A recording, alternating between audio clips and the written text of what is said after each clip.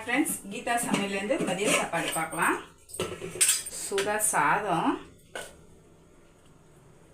சிறுகீரை, கொஞ்சம் பருப்பு, கொஞ்சம் பச்சை பருப்பு போட்டு அப்படியே மசிச்சு வச்சுருக்கேன். செம்ம டேஸ்ட்டாக இருக்கும் இது. கொஞ்சம் காரம் பச்சை மிளகாவும் காஞ்ச மிளகாவும் நிறைய போட்டு செஞ்சால் டேஸ்ட்டு நல்லாயிருக்கும் சாதத்தோடு பிசைஞ்சு சாப்பிடும் போது. அதுக்கப்புறம் கொஞ்சமாக மிளகு ரசம் வச்சுருக்கேன். அவரைக்காய் வெங்காயம் தக்காளி போட்டு பரட்டி வச்சுருக்கேன். கீரைக்கு ரொம்பவே நல்லாயிருக்கும்.